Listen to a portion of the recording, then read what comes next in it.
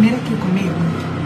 Eu estava pensando que nesse processo de autodesenvolvimento, autoconhecimento, né, nosso processo de crescimento, na verdade, a gente passa por tantas etapas e em alguns momentos a gente chega a se enganar, né? Humildemente a gente se engana achando que já curou tanta coisa e aí a gente pensa que tá tudo bem e tal. E aí em alguns momentos a gente se afunda no buraco e parece que a gente não vai sair, não vai conseguir mais dar seguimento naquilo que está se passando na nossa cabeça, no nosso sentimento, nas nossas emoções. Tudo muito ligado sempre. Quanto mais eu tenho procurado aprender, mais eu tenho visto que está tudo muito ligado ao nosso primeiro momento de vida, à nossa primeira infância, às primeiras fases da nossa história. E aí a gente vai e tenta resolver, e aí de repente está tudo estagnado de novo, a cabeça bagunçada, as ideias todas atordoadas, a gente sem conseguir saber muito bem o que fazer. E aí eu vim pensando nisso, principalmente quinta e sexta, e hoje o dia inteiro ali a minha cabeça fica ruminando esse pensamento e tentando entender por que esse período acontece, por que esse processo é assim. A gente anda um pouco, de repente se afunda, e aí eu sei que a vida é volátil, que as coisas mudam, que muitas coisas acontecem o tempo inteiro, mas eu falo sobre a gente, sobre a visão que a gente tem da gente mesmo, sobre as nossas dores, nossos traumas, não sobre as circunstâncias externas. Eu falo muito sobre aquilo que está na gente, que está no nosso coração. E aí me vem uma analogia, e eu creio assim que é muito Deus, assim, eu tenho um sentimento de que Deus, o lugar em que Ele mais fala é aqui dentro da gente, né? E aí às vezes a gente fica esperando uma voz audível, forte, que brade, e vem aqui dentro, né?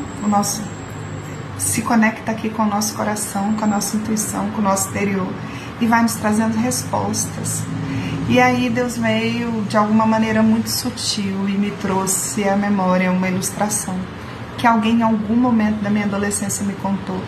E isso fez todo sentido hoje, que é como quando você compra uma casa muito maravilhosa, uma casa dos seus sonhos, e ela está num quintal muito importante, só que nessa casa toda a água da casa fica por conta da cisterna, do poço. Alguns lugares chamam de poço, outros de cisterna. E aí a casa em si está fácil de cuidar, porque você precisa fazer uma faxina, pintar umas paredes, e ela já está pronta para ser habitada com todos os seus sonhos a serem realizados. Mas aí você de repente nota que você ainda é bem dependente daquela cisterna, porque ela é a única maneira de fazer com que aquela casa tão bonita efetivamente funcione com fluidez, com água para banho, para comida, para a vida em si. Impossível estar sem água. E aí você vai para aquela cisterna. E aí naquela cisterna, a primeira coisa que você percebe é que o lado mais abandonado da casa é a cisterna, porque ao redor ela está cheia de lixo. Para passar por ela você já tem que cortar o mato. Para chegar na cisterna você tem que tirar muito entulho, para então conseguir abrir aquele poço. E aí você tem que fazer todo um trabalho de limpeza ali ao redor, para depois você efetivamente limpar a cisterna por dentro. E meio que a terapia e o nosso senso e o nosso desejo de desenvolvimento, o nosso amadurecimento enquanto pessoa, para mim, passa hoje muito claramente sobre esse processo. Quando a gente começa a se cuidar e começa a buscar ajuda, e começa a fazer terapia, ou começa a procurar outros processos, cada um na sua forma de identificação, a primeira coisa que a gente faz é realmente trabalhar aquele externo. É limpar aquela sujeira da boca do poço, para que você possa abrir a porta do poço, a tampa do poço, e então limpar lá dentro, para que volte a jorrar uma água limpa em que você possa utilizar a casa dos seus sonhos. E esse processo ali de fora, por mais caloroso que seja, e abafado e cheio de funções, ele vai aparecendo um resultado muito rápido. Até que você se dá conta e fala, pô, já limpei, já consegui abrir. E aí você joga um balde, joga a corda. Eu que conheço um poço antigo onde as pessoas, né, tem uma espécie de rolimão, uma roldana que você fica girando, haja força no braço e vai lá buscar água limpa. E os primeiros baldes que você tenta puxar, você percebe que aquela água está inutilizada, suja, barrenta, cheia de mato, com uma porção de insetos e bichos mortos que foram morar ali no meio daquele lixo, naquele poço que estava abandonado. E aí você começa a fazer um trabalho muito cansativo porém não tão rápido quanto do lado de fora, que você saía catando tudo, jogando no saco, roçando. Não, agora é uma função, um movimento, puxa um balde, puxa outro, e aí você começa a ver que vai saindo todo aquele barro, aquelas folhas, todo aquele movimento de cura começa a acontecer naquele poço. E não é do dia para a noite. E você de repente vai ter falsos vislumbres de que, não, já tá limpo, olha, parou de sair mato. E aí quando você joga o balde no fundo, ele bate, você consegue escutar que ele finalmente chegou no fundo e você puxa, aquela água tá barrenta. E você descobre que agora que você tirou de principal, que fechava o início da água, você precisa esvaziar o poço, para que então ele consiga se encher de uma nova água, de uma água limpa, porque os lençóis com a água limpa já estão ali embaixo da terra, mas a água não tem como jorrar naquele poço que já está cheio.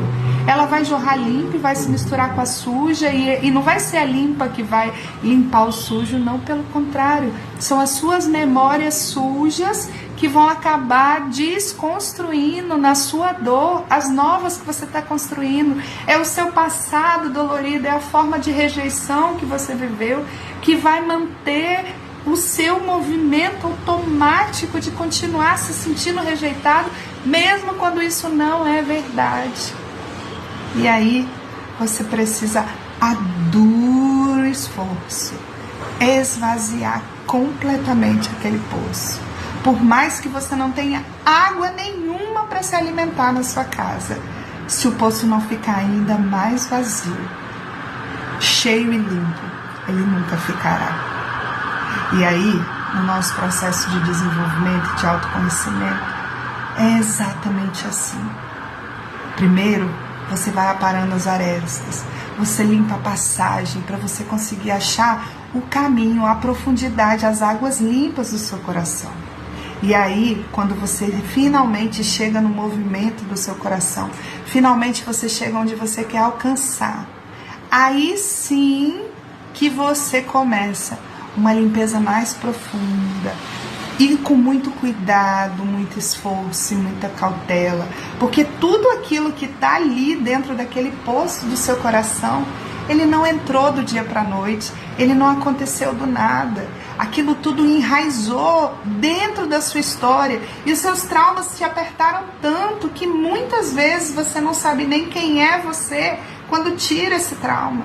Quem é você quando não se sente rejeitado? Quem é você quando não está se sentindo enganado, sabotado?